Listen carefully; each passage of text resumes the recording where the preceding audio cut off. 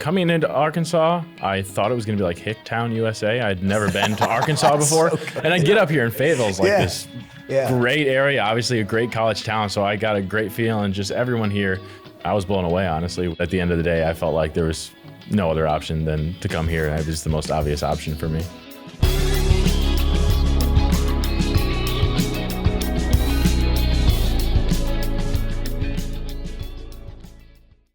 Looking deep, TeSlaa at the goal line, touchdown Arkansas! Man, is this guy a find or what? Razorback wide receiver Isaac TeSlaa lives and breathes football. The moment I came out of the womb, I was probably holding the football. My dad probably put it in my hands. Dive down the middle into double coverage, and it's still caught by TeSlaa. The sticky-handed D2 transfer hasn't always been a star receiver, though. As a high school player, he was in an entirely different position. Yeah, we ran the wing T offense, so no receivers in the offense. So my next best option was playing quarterback. Yeah, we were a small team, small school. I don't remember a time when I ever came off the field. I feel like that really prepared me well. With minimal college offers, he ended up landing a spot at a D2 program called Hillsdale, where he switched to wide receiver and threw up monster numbers. TeSlaa again. Isaac TeSlaa, I'll tell you what, that young man he's kind of a magician as a wide receiver.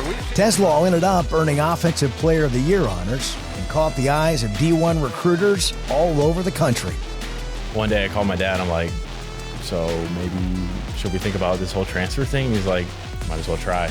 And from there it kind of got chaotic. Dozens of programs tried to land TeSlaa, from Arkansas and Wisconsin to Colorado and primetime himself. I answer it, and it's Deion. And I go to my dad, what's up, Deion? And his face just like washes. But at the end of the day, Arkansas was the spot for him, and he's been all hog ever since, and is looking forward to proving that in his final season. I stayed here for a reason. We got to prove that we're better than 4-8, and I think we have a really good chance to go out there and really shock the world. So when people look at this podcast, they think I'm about to interview Elon Musk's kid. What's the issue with your name that people can't seem to get right? Well, I mean, I guess it looks a whole lot like TeSlaa. So, I mean, that's Do you how have most one? people. Do you have one? I don't, yeah. Okay. I mean, if someone's watching this podcast and they want to give me I one, mean, that maybe. is an NIL deal, but you're going to have to actually change how your name's pronounced because it's not TeSlaa, is it? It's TeSlaa. But, I mean, I could mix up the pronunciation a little bit, just get the car. TeSlaa. TeSlaa, yeah. It's like te with slaw on the end. You got it. A little bit like Yeah, that. yeah. Where did that come from? There's a little background to that. To my last name? Yeah. Well, I don't know if I know the full history of it. I mean, I'm very Dutch. My grandpa was born in the Netherlands, so I don't know if TeSlaa's Dutch, but I'm very Dutch. You didn't come from the Netherlands or anywhere like that. No. You actually came from a state we all know is Michigan. Correct, yeah. And your journey is really interesting. And on a lot of these hog pods, we end up talking to people like yourselves that probably didn't have the path that you thought you were going to have. Yeah. You were actually a really good high school quarterback. Tell me about your high school career. Yeah, I don't know about really good. I would say I was like a solid. Well, you won a state quarterback. championship. Yeah, I mean, we were a solid team, obviously. Yeah, we ran the wing T offense, so no receivers in the offense. So my next best option was playing quarterback. So, I mean, I had a lot of fun out there. We were a small team, small school. Our varsity team had 22 guys on it, so multiple people were playing multiple positions. I don't remember a time when I ever came off the field. So I feel like that really prepared me well for now. So you were really athletic and you're like kind of running back at quarterback, right? Basically, yeah. I mean, we'd throw probably 8 times a game maximum. Have you always been really athletic? Yeah, I would say I really hit my growth spurt like sophomore year of high school, and that's kind of when I kind of became head and shoulders above like my peers. But yes, athleticism is something that's always been like a part of my life. And I mean, I think I gotta thank my dad. He's got the genetics, so that's where I get it from. Tell me about your mom and siblings.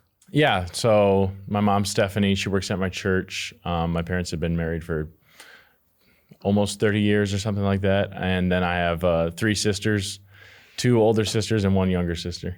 Sounds like you come from a pretty solid family. I do, yep. We were talking about your dad before we started recording, and he actually did something that was kind of interesting lately. What happened? Yeah, this weekend, so Coach Pittman obviously opened Saturday practices up to the public, and so my dad said, I'm not going to be able to make it to the spring game, so screw it. I'm going to drive down on Friday, stay the night, stay for Saturday, and then wake up early morning Sunday and leave.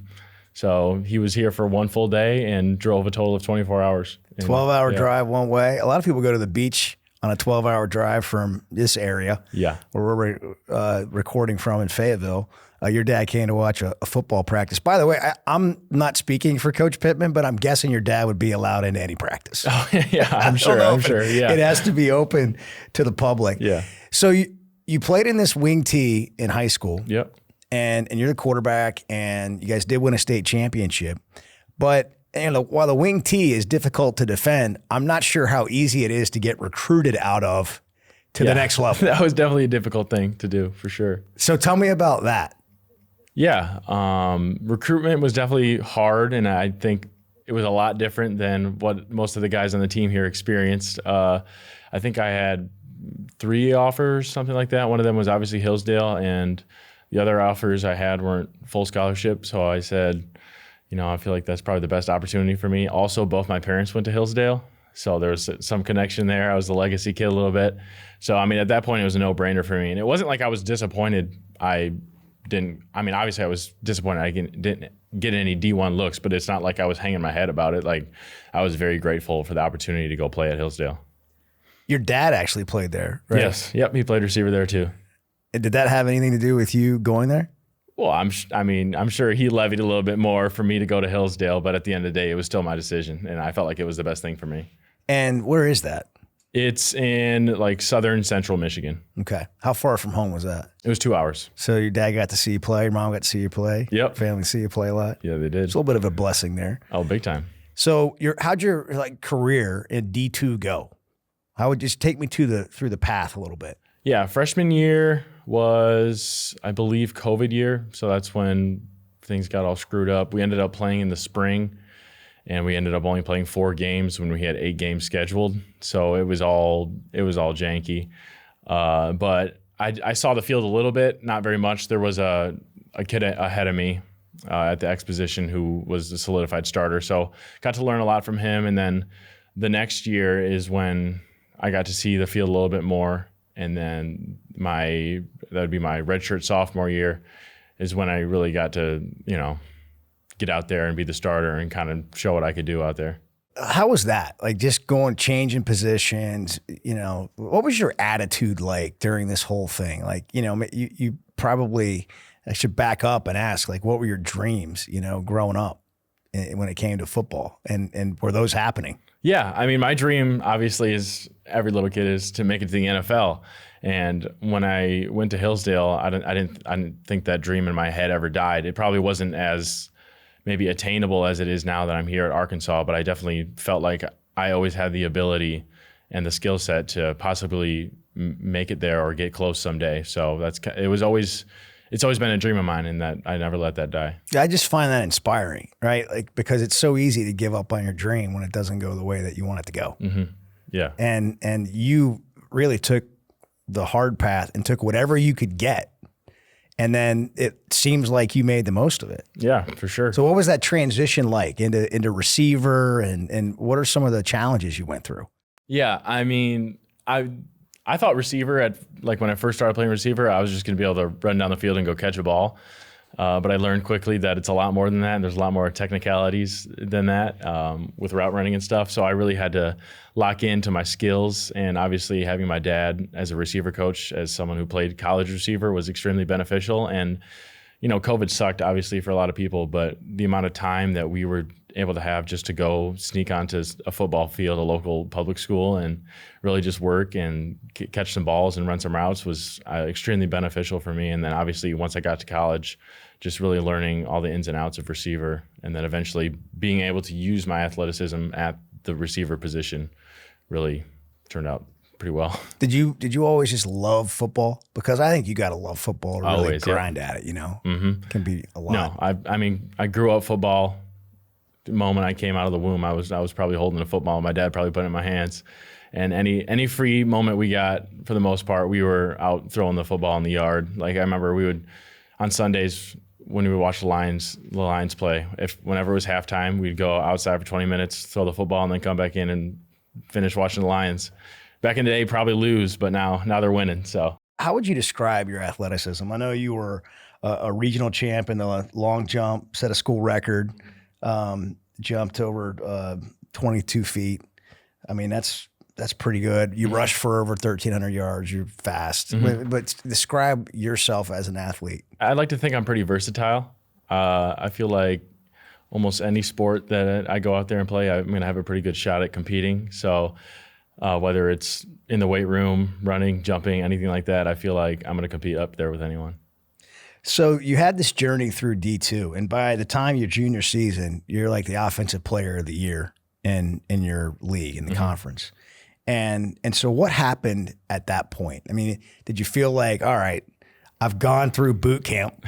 Yeah. I'm ready for the bigger college football world now? Yeah. I would say I was a little hesitant about it, and it really wasn't on the forefront of my mind. Like, I remember even playing my last game at Hillsdale, the final game. It wasn't even like really on my radar that I was going to transfer, but people kept coming up to me and were like, are you going to transfer? Are you going to transfer? And actually my parents like, your son better not transfer. Like, we need him here. And so one day I called my dad. I'm like, so maybe should we think about this whole transfer thing? He's like, I was waiting for you to say something. So at that point, I mean, it was an extremely hard decision. I loved Hillsdale and my time there was great, but I felt like maybe it was time for me to try my hand at the D1 field. And on Twitter, obviously I had some coaches starting to follow me from bigger D1 schools. And so me and my dad sat down and were like, I mean, might as well try. And from there, it kind of got chaotic. And then obviously push came to shove and I ended up here. It's hard to fault anybody for getting to a spot like such a big difference, you know? I mean, sometimes you look and you go, man, that was a lateral move, or I don't know exactly what. Yours was pretty obvious. Yeah. But was it hard to leave, you know, these guys that had brought you in and you learned with and your teammates? Yeah, it was extremely difficult. Talking to my coach was definitely a hard thing. And then, I mean, the hardest thing was just leaving your teammates. I mean, obviously they all understood. I mean, it's kind of a big jump to go from D2 to the SEC, but still at the same time, they're the guys I was there with the first day I got there, and I played with them for 3 years. So obviously we had a pretty tight brotherhood. So it was tough to leave, but like I said, they all really understood.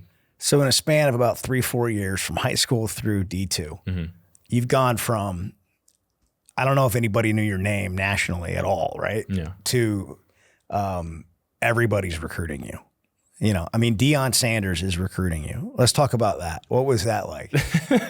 It's pretty funny, honestly. Like when Colorado first contacted me, I was like, there's no way Colorado's like hitting me up right now.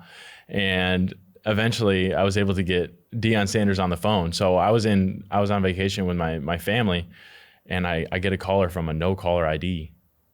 And I'm like, this is interesting. So I answer it, and it's Deion.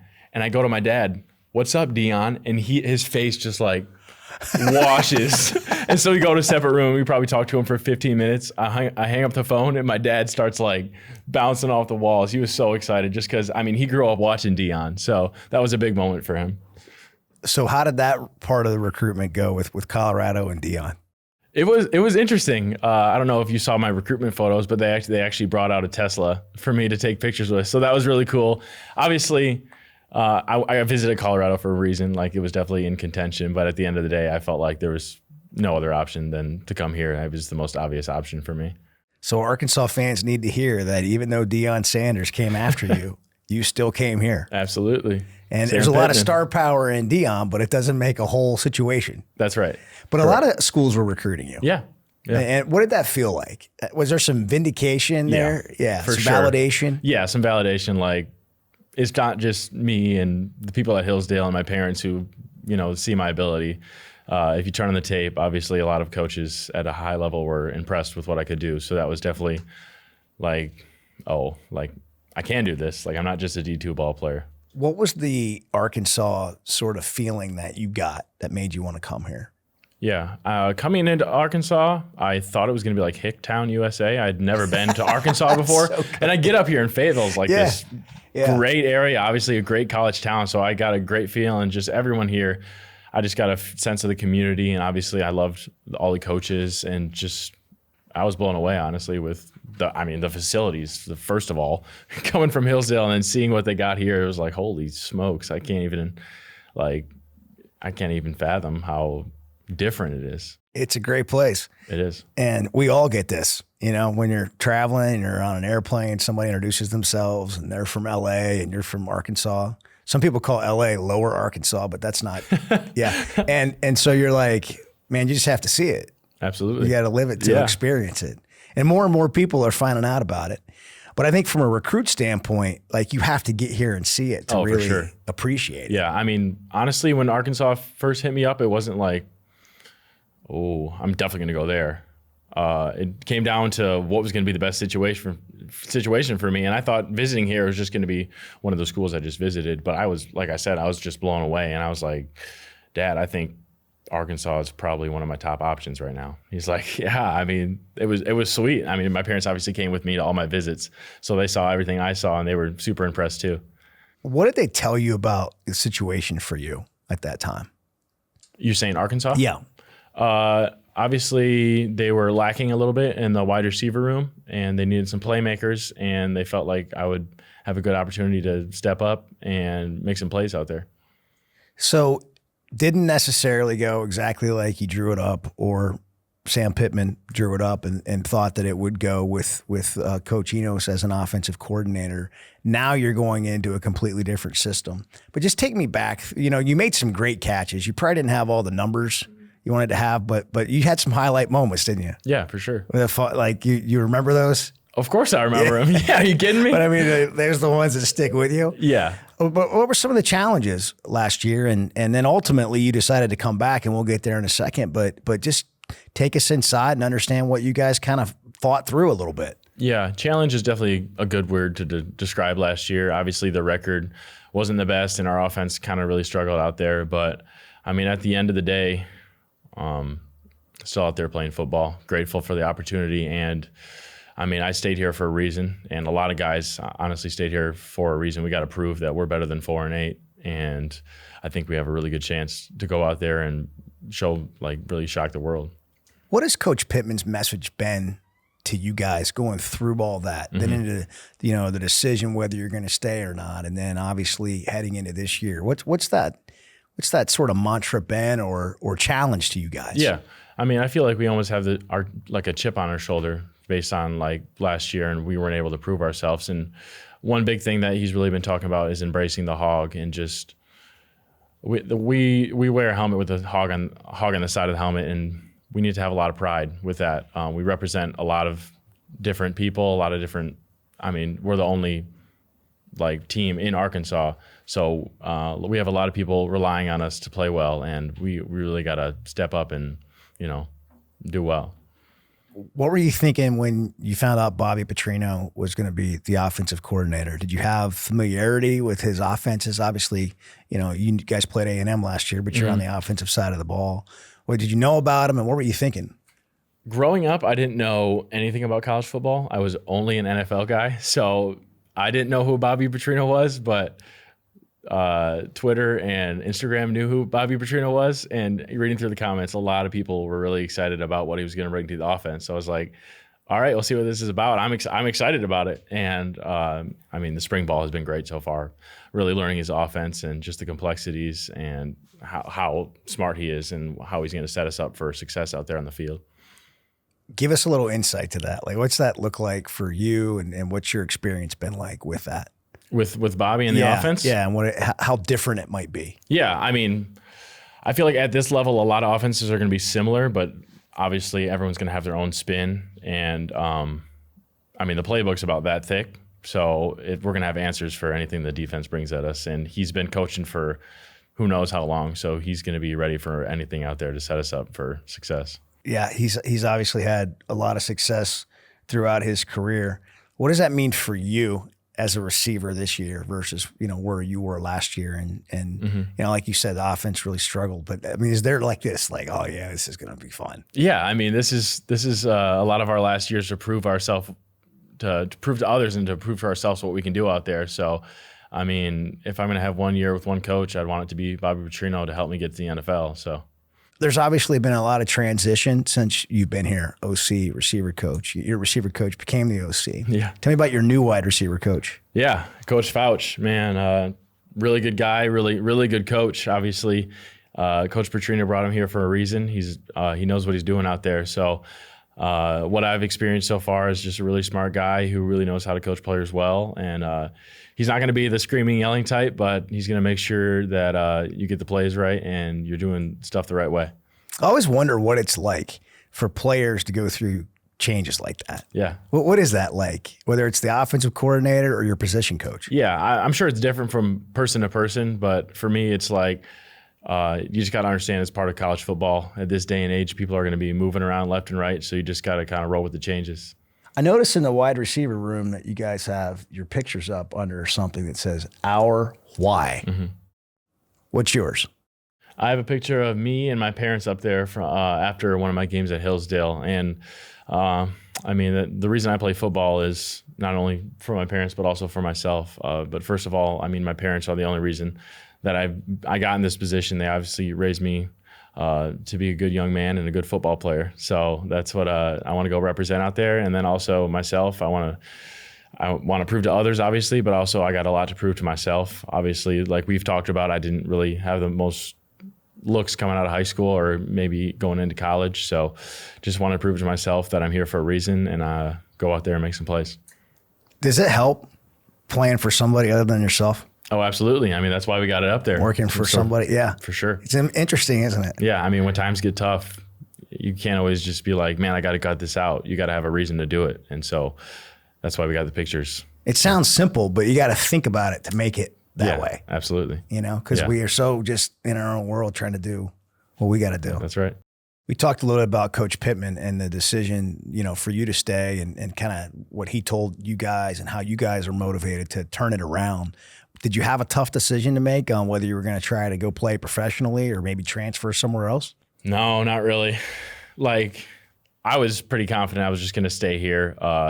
Wasn't the best year, like we said last year. And then the thought of transferring didn't even cross my mind. But apparently I needed to post it on Twitter because people were like speculating that I was transferring somewhere. And my dad's like, oh, you should probably post something. I'm like, now I have to post stuff that I'm staying? Yeah. Like, when did that become a thing? So I posted something and obviously staying here. Tell me about how you did that. You did it on social media. Yeah. I just posted a GIF of Arnold Schwarzenegger saying, I'll be back. That's all I said. Yeah. Yeah.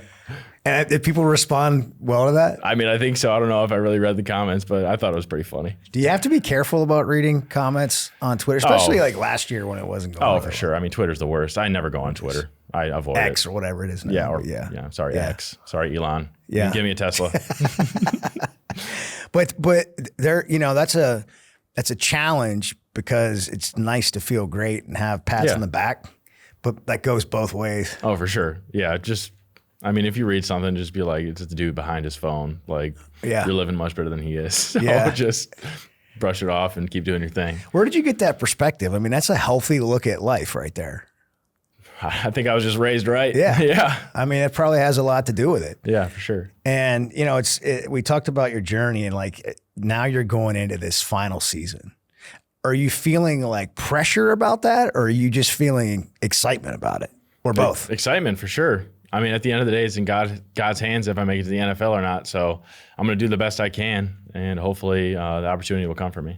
What do you think's different about this year's team? Man, I think we're all bought in. I think last year there was a little bit of division within the team, and honestly, leadership really wasn't there. This year, we've had a lot of guys step up, and man, we're just having fun out there. And we're just at practice. Like, imagine what we're going to do in a game. I want to go back to Coach Petrino for a second. What's it like in film study with him? Has there been a moment where you're like, whoa? Because I can remember when he was here before, and he would do a coach's show and he would draw up a play and he would be like, do you see how wide open the field is right there? Yeah. And then they would talk about how they would spend all week on one or two plays that they knew were going to score. Oh yeah, for and sure. then when it did, like the whole team was just like, oh my God, and it just kept building, right? Yeah. Well, I'm excited for when we actually get to start scouting other teams. That's obviously when those kinds of plays are going to start to show up, because I can't even. I mean, he's obviously the smartest dude in the room, so he's gonna put us in a position to really, screw with the other team. So you've been through a lot of spring already. Taylon Green's a transfer from Boise State, probably the quarterback that people have heard the most about. But tell me about kind of how it's been with the quarterbacks and him in particular. Yeah, obviously we have a room full of really good quarterbacks, so it's been really fun to see them duke it out there and just make some plays. And you asked specifically about Taylon. Man, when I first met him, I heard he was tall, but he's 6'6" and every bit of like 235. Like, he's a big dude, but he's fast and he's athletic and he's very versatile. So it's been fun to see him pull the ball and run it, and also, throw the ball 65 yards downfield, like no problem. So it's been really exciting to see what he can do. As a wide receiver, what's important to you about a quarterback? I mean, obviously you want him to be accurate, but are there other pieces to that? Yeah, I mean, you really want a versatile offense and a dynamic offense. So someone like Taylon and a lot of QBs that we have in the room that can basically do anything out there, that will really have the defense on their heels, so you can go and run past them or get underneath them. Ultimately, your dream is to play in the NFL. Yes. Tell me about those dreams that you've had since you were a kid. Yeah. Grew up watching the NFL. Do you have a favorite team? Lions. Okay. Huge Lions fan. I actually went to the San We know Francisco. A couple of people that play there. That play here. Yeah. Oh, yeah. I know Frank, Skipper, and speaking of tall. Yeah. 6 foot, whatever he is, 10. Yeah. Grew up always watching the NFL and always loving football. So like every little kid, my dream was always to make it to the NFL. And so just been always hanging on to those dreams, and now really just trying to make it happen. So when your time here is up, Isaac TeSlaa, how do you hope fans remember your time here when they think of you?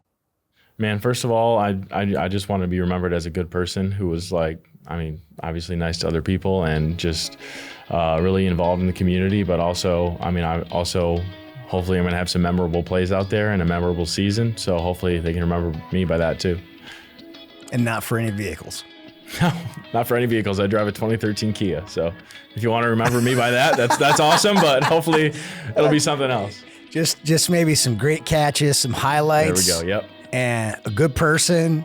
And I had a great final season. And watch him in the NFL. That's right. Well, we look forward to all that happening for you, man. It's been a heck of a journey so far. Congrats on that. You've done amazing things already, just personally for you, and we wish you the best. I appreciate it. Thank you.